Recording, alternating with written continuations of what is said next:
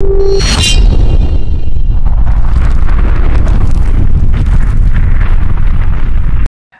Hunters, क्या हाल चाल है आप सभी का। आई होप आप सब लोग सही होंगे, पढ़ाई में व्यस्त होंगे और मस्त होंगे। दोस्तों, आज के इस वीडियो के अंदर हम लोग बात करने वाले हैं जीन पियाजे के बारे में। वेरी टैलेंटेड, बहुत ज़्यादा टैलेंटेड इंसान थे जीन पियाजे। देखो, मैंने पिछली वीडियो के अंदर आपको बाल विकास से संबंधित कुछ सिद्धांत बताए थे और उनको प्रतिपादित करने वाले जो मनोवैज्ञानिक थे उनका नाम भी मैंने ट्रिक के माध्यम से आपको याद करवाया था। वहां पर जब जीन पियाजे का नाम आया था ना, तो मैंने बताया था कि जीन पियाजे ने 2 सिद्धांत दिए थे, बाकी सभी मनोवैज्ञानिकों के एक सिद्धांत थे। 2 सिद्धांत कौन से थे? जीन पियाजे का संज्ञानात्मक विकास का सिद्धांत और दूसरा कौन सा था? नैतिक विकास का सिद्धांत। ठीक है ना, नैतिक विकास का सिद्धांत। अब आप इससे समझ सकते हैं कि सारे के सारे मनोवैज्ञानिकों के अपन एक सिद्धांत पढ़ रहे हैं। यहां पर अपने को जीन पियाजे के 2 सिद्धांत पढ़ रहे हैं। तो जीन पियाजे कितने ज्यादा टैलेंटेड थे अपने आप के अंदर, उसकी मैंने पिछली वीडियो के अंदर ट्रिक भी बताई थी। क्या कि हम सबको इस चीज का ज्ञान है कि जब नेताजी अपने घर पे आएंगे तो अपने को प्याज काटने पड़ेंगे। प्याज कितने भी महंगे हो जाएं, लेकिन इस चीज़ का अपने को ज्ञान है कि नेताजी अपने घर पे आएंगे तो प्याज। देखो, पिछली वीडियो के अंदर जाकर के आप लोग देख सकते हो, मैंने प्लेलिस्ट बना रखी है, साइकोलॉजी ट्रिक्स नाम से एक प्लेलिस्ट है। उसके अंदर आपको ये सारे के सारे जो है वो मिल जाएंगे आपको। ठीक है, अभी आज बढ़ते हैं अपन आगे की ओर और देखते हैं क्या जीन पियाजे के बारे में पढ़ते हैं। जीन पियाजे बहुत ज़्यादा टैलेंटेड, यानी जो कुछ लोग होते हैं ना पैदाइशी होशियार, वो थे। जीन पियाजे जब स्विट्जरलैंड के अंदर इनका जन्म हुआ था और 1896 के अंदर इनका जन्म स्विट्जरलैंड के अंदर हुआ था। 50 से ज्यादा बुक्स इन्होंने लिखी थी बाल विकास के ऊपर। अब सोच सकते हो आप लोग, यानी मानव सभ्यता के ऊपर बहुत बड़ा एहसान नहीं मान सकते हम। 50 बुक्स इन्होंने साइकोलॉजी या बाल विकास के ऊपर लिखी थी। खतरनाक इंटेलिजेंट, बचपन से ही होशियार। 11 साल की उम्र के अंदर जब आए थे ना ये, तो इन्होंने ये देखा एल्बिनो स्पेरो, ये जो चिड़िया दिखाई दे रही है ना आपको, 11 साल की उम्र के अंदर इन्होंने इसके ऊपर एक साइंटिफिक रिसर्च पेपर लिख दिया था। ठीक है, जूलॉजी के अंदर जब ये 22 साल के थे तो इन्होंने पीएचडी कर ली थी। 11 साल का बच्चा जब इन्होंने ये लिखा था तो लोगों को विश्वास नहीं हो रहा था कि ये रिसर्च पेपर एक 11 साल के बच्चे का लिखा हुआ है। लेकिन शकल से देखो कितने भोले डाले, बावले से, मासूम से दिखाई दे रहे हैं, अपने पड़ोस के अंदर रहने वाले, लेकिन दिमाग शानदार। कार्ल जुंग के साथ भी इन्होंने काम किया है। देखो, कार्ल जुंग अंतर्मुखी व्यक्तित्व है, बहिर्मुखी व्यक्तित्व है, या याद करो, उनके साथ में भी इन्होंने काम किया है। इसके अलावा और बताऊं क्या? देखो, एक क्या था, एक नाम था आपको थियोडर साइमन और एक एल्फ्रेड बिने। नाम तो सुना ही होगा ना आपने। क्या था इन्होंने बुद्धि परीक्षण दिया था। तो उस बुद्धि परीक्षण के अंदर भी इन्होंने काम किया था और उसी बुद्धि परीक्षण के दौरान जो है इनके दिमाग के अंदर क्वेश्चन आया कि बच्चे सीखते कैसे हैं, और उसी के बाद में इन्होंने ये जो है क्या बोलते हैं संज्ञानात्मक विकास का सिद्धांत इन्होंने दिया था। तो 2 सिद्धांत थे, कौन कौन से? एक तो मोरल डेवलपमेंट और दूसरा कोग्निटिव डेवलपमेंट, यानी इसको क्या बोलते हैं अपन? इसको बोलते हैं नैतिक विकास का सिद्धांत, नैतिक विकास का सिद्धांत, और इसको बोलते हैं संज्ञानात्मक विकास का सिद्धांत। ये नैतिक विकास का जो सिद्धांत है ना, इससे ज्यादा क्वेश्चन आते नहीं है। क्वेश्चन तो जहां से बनते हैं ना वो यही है, संज्ञानात्मक विकास का सिद्धांत। इसीलिए मैंने यहां पर इसका नाम डाला है जीन पियाजे का संज्ञानात्मक विकास का सिद्धांत। पहले ये थोड़ा सा देख लेते हैं अपन इसके अंदर होता क्या है। देखो, सबसे पहले ये जो नैतिक विकास का सिद्धांत है इसके बारे में पढ़ते हैं। नैतिक विकास, बच्चे के अंदर नैतिकता होती ही नहीं है। ये किसने कहा था? ये जीन पियाजे ने कहा था। यानी 5 साल का जो बच्चा होता है ना, बच्चा जब तक 5 वर्ष का होता है तब तक वो न तो नैतिक होता है, ठीक है, और न ही वो अनैतिक होता है। उसका जो व्यवहार होता है ना वो डिपेंड करता है परिणाम के ऊपर, यानी रिजल्ट कैसा उसको मिल रहा है वो वैसा व्यवहार करेगा। रिजल्ट यदि उसको अच्छा मिल रहा है वो उस कार्य को करेगा, यदि रिजल्ट उसको अच्छा नहीं मिल रहा है, चाहे वो समाज के हिसाब से, सिस्टम के हिसाब से सही हो या गलत हो, वो नहीं करेगा। देखो, समझेंगे कैसे? जैसे एक 5 साल तक का बच्चा है, उसको मैंने कहा कि ये ले चॉकलेट, प्रणाम कर, अंकल को प्रणाम कर, तो उसको चॉकलेट मिल रही है ना, वो इसके लिए प्रणाम कर रहा है। वो इसलिए प्रणाम नहीं कर रहा है कि वो समाज के अंदर अच्छी चीज है या नैतिक है या अनैतिक, उसको कोई मतलब नहीं है। उसका पूरा का पूरा व्यवहार किसके ऊपर डिपेंड करेगा? परिणाम के ऊपर उसका व्यवहार जो है, परिणाम पर जो है उसका व्यवहार डिपेंड करता है। जो व्यवहार कैसा है उसका रिजल्ट क्या आ रहा है वो उसी के ऊपर डिपेंड करेगा। इसके बाद में इन्होंने क्या कहा, ये जो नैतिक विकास का सिद्धांत है, इन्होंने इसको 2 हिस्सों में बांटा। कौन कौन सा 2 हिस्सा? एक पहला हिस्सा स्वायत्त अवस्था, ठीक है, और ये नंबर 2 के ऊपर है। और एक पहला कौन सा है? परायत्त अवस्था, ठीक है, परायत अवस्था या स्वायत्त अवस्था। परायत अवस्था नाम से ही आपको पता लग गया होगा, यानी दूसरे के ऊपर डिपेंड होती है ये। स्वायत्त अवस्था, उसके पास में अपने आप का दिमाग आ जाता है और उसको सारी चीजें पता लग जाती है कि कौन सी चीजें समाज के लिए अच्छी है, नैतिक है, या कौन सी चीज अनैतिक है, और वो फिर उसके हिसाब से अपना कार्य करता है। ये परायत अवस्था जो होती है ना, इसके ऊपर वो दूसरे के ऊपर डिपेंड रहता है, यानी उसको नैतिकता का जो सोर्स है ना, जो स्रोत है, उसको नैतिकता का जो पाठ मिलने वाला है वो बड़ों से मिलता है। कहां से मिलता है? बड़ों से मिलता है, बड़ों से मिलता है। बड़ों की आज्ञा का पालन करोगे तो वो नैतिक हो जाएगा, बड़ों की आज्ञा का पालन नहीं करोगे तो वो अनैतिक हो जाएगा। यहां तक तो यही है। स्वायत्त अवस्था के अंदर क्या हो जाता है, फिर उसके अंदर खुद के अंदर समझ डेवलप हो जाती है। देखो, जैसे एक व्यक्ति है, वो क्या करता है ना, चोरी करके भागता है, चोरी करके भागता है, और वो बच्चा है, मान लो एक छोटा बच्चा है, ये चोरी करके भाग रहा है और सीढ़ियों से गिर गया। अब ये क्या सोचेगा, यदि वो इस ऊपर वाली अवस्था में है ना, इस परायत अवस्था में, तो वो सोचेगा कि मैं चोरी करके भाग रहा हूं, मैंने किसी दूसरे का नुकसान कर दिया, इसलिए भगवान ने मुझे ये सजा दी है। ये क्या हो गई? ये परायत अवस्था हो गई है। लेकिन जैसे ही बच्चा बड़ा हो जाता है, उसको ये चीज समझ में आ जाती है कि मैं सीढ़ियों से इसलिए गिरा हूं क्योंकि मैं सही तरीके से उतर नहीं रहा था, या चल नहीं रहा था, भाग नहीं रहा था, इसलिए इसकी वजह से मैं गिरा हूं। तो ये समझ जब बच्चे के अंदर आती है, तो उस अवस्था को क्या बोलते हैं? उसको स्वायत्त अवस्था बोला जाता है। तो इतना सा था ये मोरल डेवलपमेंट, ठीक है, नैतिक विकास का सिद्धांत। यहां से क्वेश्चन आने की कम संभावना रहती है। जीन पियाजे के अंदर अगर क्वेश्चन आएगा तो वो आएगा यहां से, कॉग्निटिव यानी संज्ञानात्मक विकास का सिद्धांत, संज्ञानात्मक विकास का सिद्धांत, ठीक है, इसको अपन लोग पढ़ते हैं। ये और सारी की सारी चीजें मैं ट्रिक से याद करवाऊंगा। देखो, चारों की चारों अवस्थाएं, और उन अवस्थाओं के अंदर एक एक जैसे पलटावी चिंतन क्या होता है, ये कौन सी अवस्था के अंदर आता है, पहली अवस्था का क्या नाम है, तीसरी अवस्था का क्या नाम है, चौथी अवस्था के अंदर कौन कौन से जो है मूर्त वो कौन कौन से नाम है ना, वो एक एक वर्ड, सिंगल वर्ड के जो नाम है, वो सारे के सारे हम लोग ट्रिक के माध्यम से देखने वाले हैं। तो वीडियो को जो है ना एंड तक देखना आप। कोग्निटिव डेवलपमेंट यानी संज्ञानात्मक। देखो, ज्ञान क्या होता है? ज्ञान वही होता है जिसके द्वारा व्यक्ति तर्क करता है, या किसी भी व्यक्ति को समझने के लिए जो चीज अपने को जरूरत होती है ना, बोलो क्या है? मन की वे क्रियाएं, मन की वे क्रियाएं और आंतरिक उत्पाद, और आंतरिक उत्पाद, कौन से आंतरिक उत्पाद? जो किसी व्यक्ति को जानने में सहायक हैं, जो किसी व्यक्ति को जानने के लिए अग्रसर करते हैं,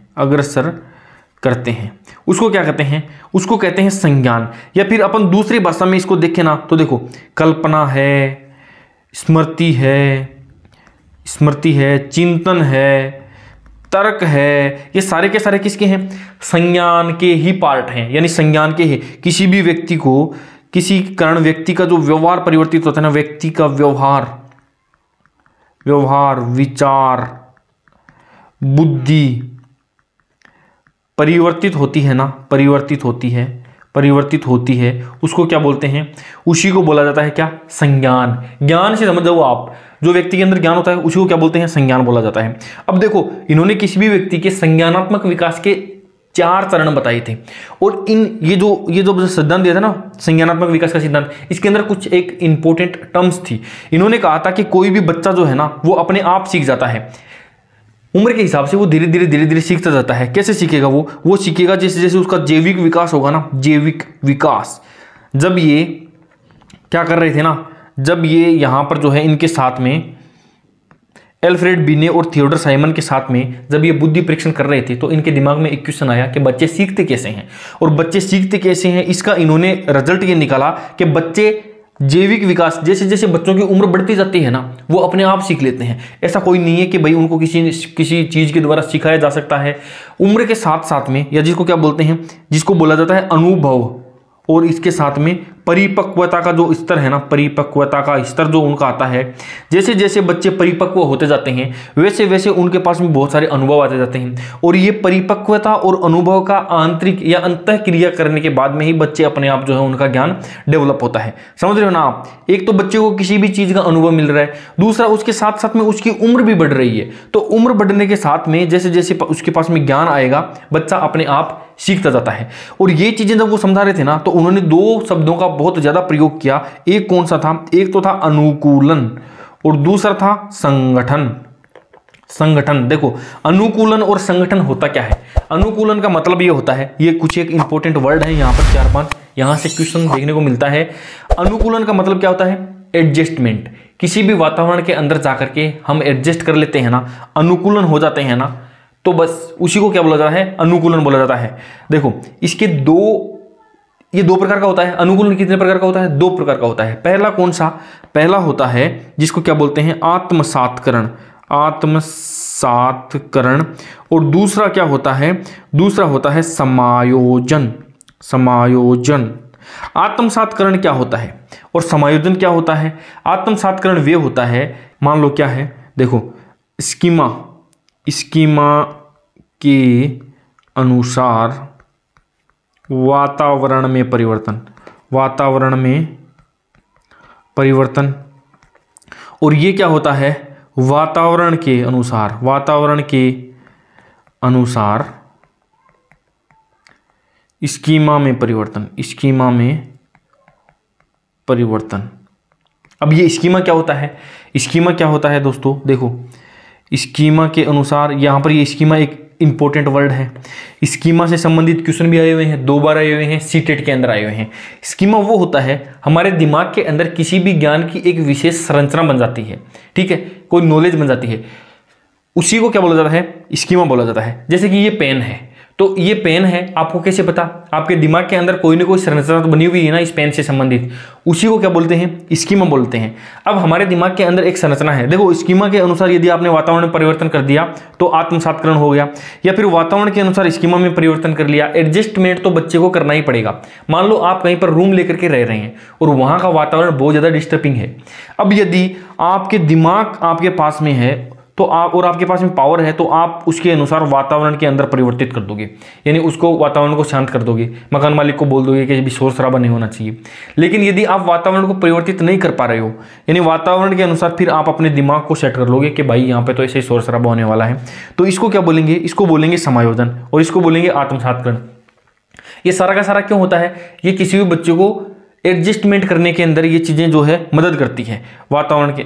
अब देखो इन दोनों के अंदर जब क्या बोलते हैं, इन दोनों के अंदर जब आपस में क्रिया होती है बच्चे को एडजस्टमेंट करने के लिए, तो उसको क्या बोला जाता है दोस्तों? उसके बोला जाता है साम्य धारण, ठीक है। इन दोनों के बीच में क्या होती है? अंतः क्रिया होती है, या बच्चा अपने आप को एडजस्ट करने के लिए या अनुकूलित करने के लिए इन दोनों के बीच में एडजस्टमेंट करता है। वो कभी ये करता है, कभी इसको अप्लाई करता है, और इसी को क्या बोला जाता है? इसी को बोला जाता है साम्य धारण। संगठन किसको बोलते हैं? संगठन बोलते हैं जैसे किसी भी व्यक्ति के दिमाग के अंदर क्या होती है? स्मृति होती है, तर्क होता है, चिंतन होता है, और ये सारी की सारी चीजें एक साथ मिलकर के कार्य करती है, तभी जाके कोई विद्यार्थी या कोई बच्चा क्या करता है? अपने आप को संतुलित कर पाता है। इसी को क्या बोलते हैं दोस्तों? संगठन। यानी ये सारी की सारी चीजें कैसे काम करती है? संगठन के रूप में कार्य करती है, इसी को क्या बोलते हैं? संगठन। स्कीमा क्या बोलते हैं? दिमाग के अंदर किसी भी चीज को लेकर के एक जो हमारे एक मानसिक संरचना बन जाती है, मानसिक संरचना बन जाती है, उसी को क्या बोला जाता है? स्कीमा बोला जाता है, ठीक है। मान लो देखो वो करता क्या है? वो साम्य धारण, यानी दूसरी चीज के ऊपर अपन लोग अप्लाई कर सकते हैं। मैंने बोला कि ये एक पेन है, ठीक है।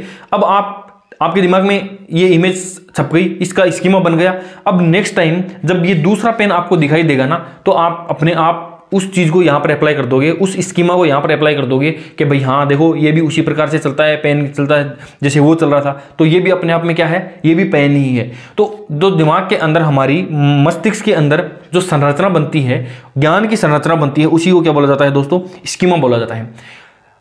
अब ये स्कीम्स क्या होता है? स्कीम्स वो होता है जैसे कार्यों का एक संगठन, बहुत सारे कार्यों का एक ग्रुप जो होता है ना, उसी को क्या बोला जाता है? स्कीम्स बोला जाता है। व्यवहारों का संगठित पैटर्न, देखो बोल क्या रहा हूं मैं? व्यवहारों का संगठित पैटर्न, व्यवहारों का संगठित पैटर्न, जिसको बार बार दोहराया जा सकते। मान लो आप कपड़े पहन रहे हो, तो वो बहुत सारे व्यवहारों का संगठन है, यानी सबसे पहले पैंट पहनते हैं, फिर शर्ट पहनते हैं, फिर टाई लगाते हैं, कोट लगाते हैं, जूते पहनते हैं। तो ये बहुत सारे व्यवहारों का एक संगठित पैटर्न है, जिसको हम लोग आसानी से बार बार दोहराते रहते हैं।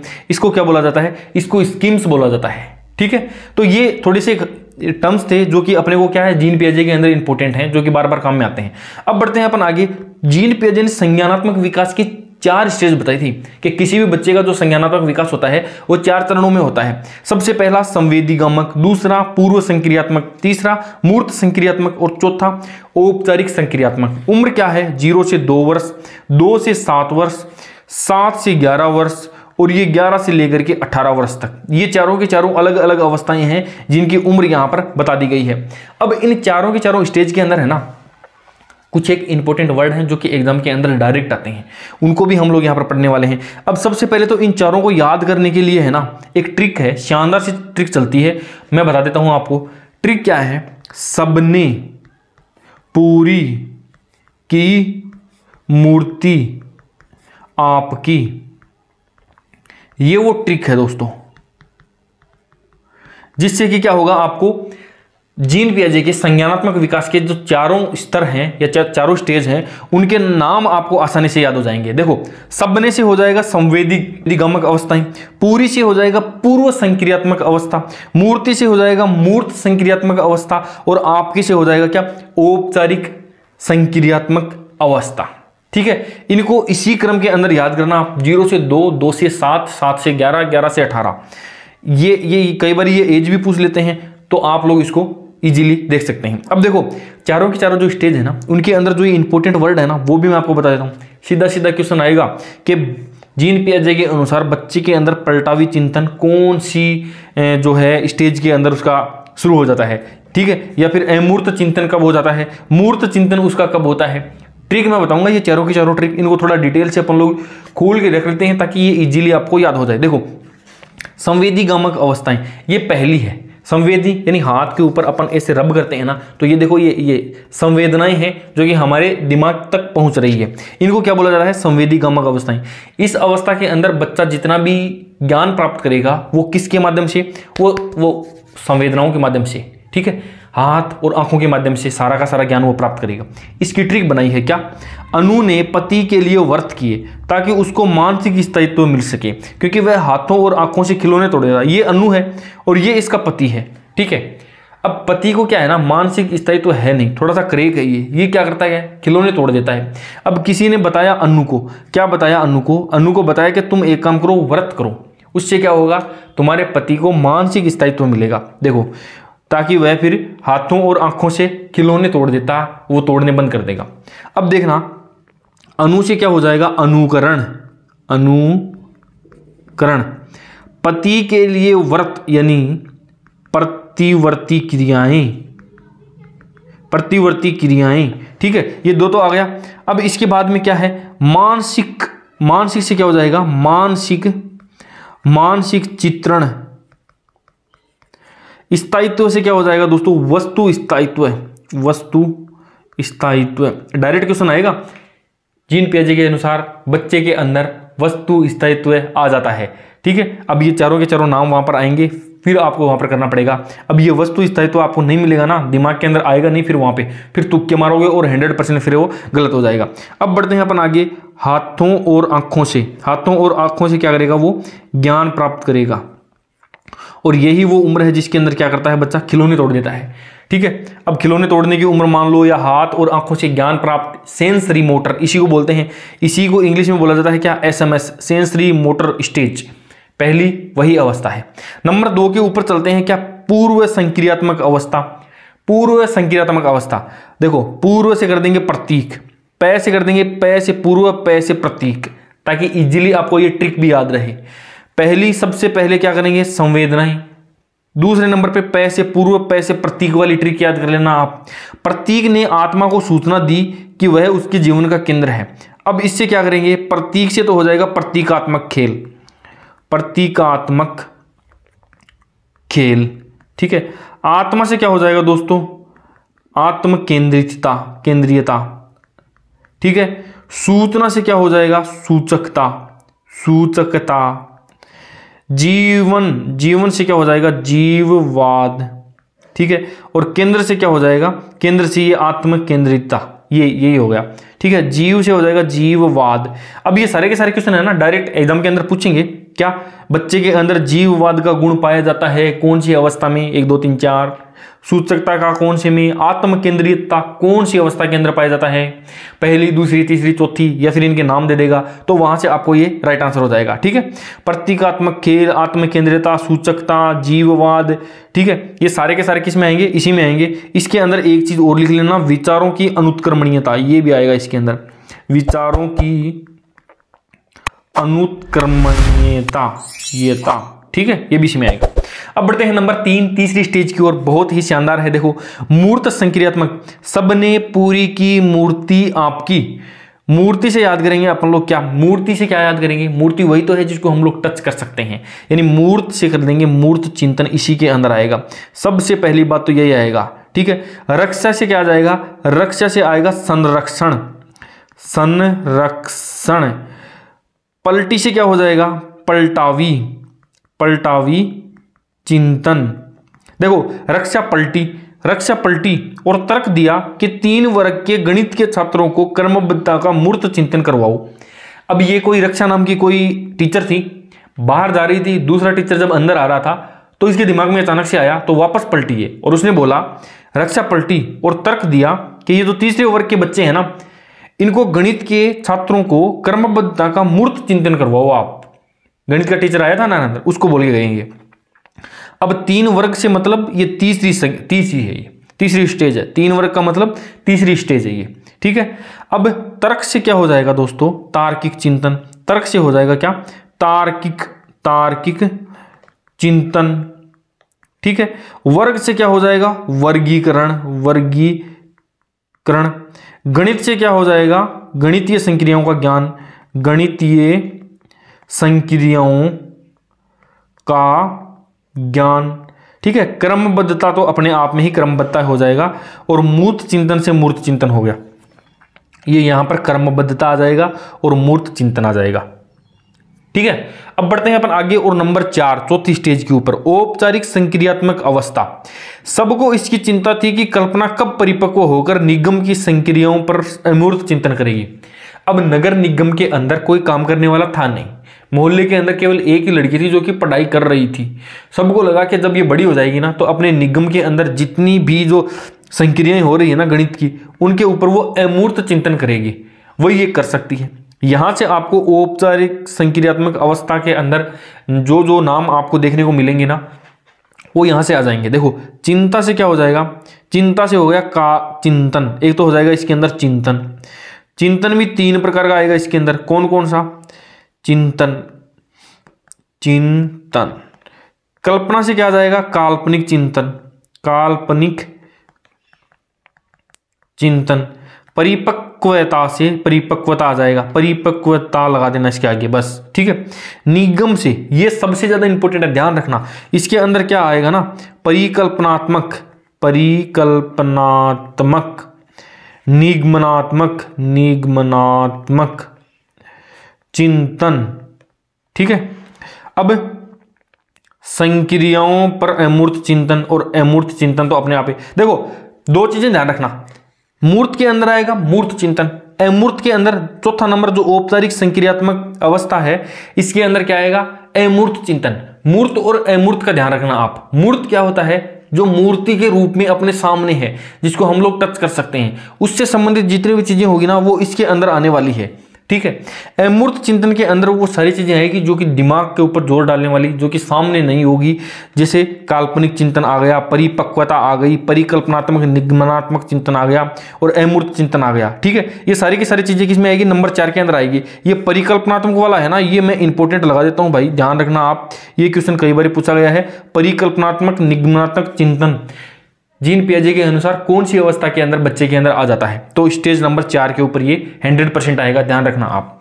अब बढ़ते हैं अपन आगे और इंपॉर्टेंट एमसीक्यूज देखते हैं। देखो, पियाजे के अनुसार 2 से 7 वर्ष के बीच में एक बच्चा संज्ञानात्मक विकास की कौन सी अवस्था में होता है। सबने, पूरी से क्या हो जाएगा, पूर्व संक्रियात्मक अवस्था। सबने पूरी की मूर्ति आपकी, सबने तो पहली 0 से 2 आ गया, पूरी से 0 से 2 आ गया, मूर्ति से ये 2 से 7 आ गया। ये आगे जो है 1 मिनट, संवेदी गति, सबसे पहले इसके अंदर संवेदी गति 0, सबने, पूरी से हो गया 2 से 7, मूर्ति से आ गया 7 से 11 और औपचारिक से हो जाएगा 11 से क्या है 18। तो ये 2 से 7 के लिए कौन सा आएगा, ऑप्शन नंबर 1 यहां पर अपना राइट हो जाएगा। बढ़ते हैं अपन आगे। अमूर्त वैज्ञानिक चिंतन के लिए क्षमता का विकास निम्नलिखित में से किसकी एक विशेषता है।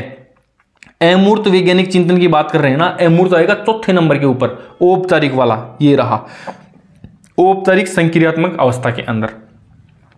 सीटेट के अंदर आया हुआ क्वेश्चन नहीं है, इससे पहले वाला भी देखो सीटेट के अंदर ही आया हुआ क्वेश्चन है 2015 के अंदर, ये भी 2015 के अंदर आया हुआ है और ये भी सीटेट के अंदर आया हुआ है 2015 के अंदर। मानसिक संरचनाएं जो चिंतन के निर्माण का प्रखंड है, इसके लिए जीन पियाजे ने किस शब्द का प्रयोग किया है। मानसिक संरचनाओं की बात हो रही है, दिमाग के अंदर किसी भी चीज को लेकर के एक स्कीमा बन जाती है, अपने स्कीमा अवधारणा बन जाती है, उसी को बोला जाता है, ठीक है ना। मानसिक संरचनाएं जो चिंतन के निर्माण प्रखंड हैं, इसके लिए जीन पियाजे ने किस शब्द का प्रयोग किया, स्कीमा का प्रयोग किया। आगे बढ़ते हैं। पियाजे के अनुसार विशिष्ट मनोवैज्ञानिक संरचनाएं अनुभव से सही अर्थ निकालने के व्यवस्थित तरीके को क्या कहा जाता है, इसको भी देखो बोला क्या है इसके अंदर, विशिष्ट मनोवैज्ञानिक रचनाएं, इनको स्कीमा बोला जाता है।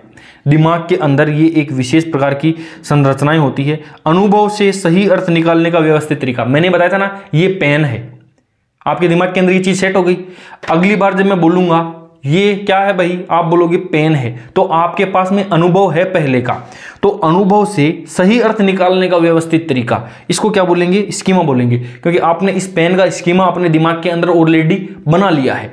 तो अब ये क्या हो गया, अनुभव से सही अर्थ निकालने का व्यवस्थित तरीका है। बढ़ते हैं आगे की ओर। जीन पियाजे के संज्ञानात्मक विकास के सिद्धांत के अनुसार परिकल्पनात्मक निगमनात्मक तर्क, देखो परिकल्पनात्मक निगमनात्मक तर्क ना चौथी के अंदर आती है, लास्ट के अंदर, ये अमूर्त संक्रियात्मक अवस्था, या इसका दूसरा नाम क्या है, इसका दूसरा नाम देखो ये रहा, इधर आएगा औपचारिक संक्रियात्मक अवस्था, या फिर इसको क्या बोलते हैं, अमूर्त संक्रियात्मक अवस्था, एक ही बात है। बढ़ते हैं आगे की ओर। मूर्त संक्रियात्मक अवस्था का समय काल निम्न में से, अभी मैंने बताया था सबने, पूरी की, मूर्ति तीसरे नंबर की है, तो 0 से 2, 2 से 7, 7 से 11, ये रहा ऑप्शन नंबर 3। बालक का भाषा विकास किस अवस्था से प्रारंभ होता है। बालक का भाषा का विकास दूसरी अवस्था में प्रारंभ हो जाता है, संवेदनाओं के अंदर। यहां पर तो बच्चे की केवल और केवल संवेदनाएं ही होती है, ज्ञान जो प्राप्त करता है वो जो है वो संवेदनाओं से प्राप्त करता है। दूसरे नंबर पूर्व संक्रियात्मक अवस्था के अंदर बच्चे का भाषा का विकास प्रारंभ हो जाता है। तो जीन पियाजे बेहद इंपॉर्टेंट है, एक क्वेश्चन तो पक्का आएगा यहां से, देख लेना आप लोग। इन्हीं चारों अवस्थाओं में से किसी एक अवस्था के बारे में पूछ लेगा, उम्र पूछ लेगा, नाम पूछ लेगा, इंपॉर्टेंट है, देख लीजिए आप। थैंक यू वेरी मच, आपने यहां तक वीडियो देखा है। बाकी साइकोलॉजी का यदि ट्रिक्स, MCQs या पूरा का पूरा सिलेबस आपको ट्रिक के माध्यम से देखना है ना, तो ये 4 प्लेलिस्ट आपको मिल जाएगी, देख लेना। ये साइकोलॉजी ट्रिक्स नाम से मनोविज्ञान का ये सबसे ज़्यादा इंपॉर्टेंट तो ये साइकोलॉजी ट्रिक्स। इसके अंदर मैं सारे के सारे वो वीडियोस डालूंगा जो कि आपको साइकोलॉजी को बहुत ही ईजी बना देंगे। 30 में से 30 का तो अपना जो टारगेट है वो जरूर हमको प्राप्त होगा। ऐसे ही बने रहिए, अपने दोस्तों के साथ में भी इसको शेयर कीजिए। वीडियो यदि अच्छा लगा तो कमेंट करके जरूर बताना आप लोग, ठीक है। बाकी मिलते हैं किसी नए वीडियो में किसी नई ट्रिक के साथ, तब तक के लिए बाय बाय, टेक केयर।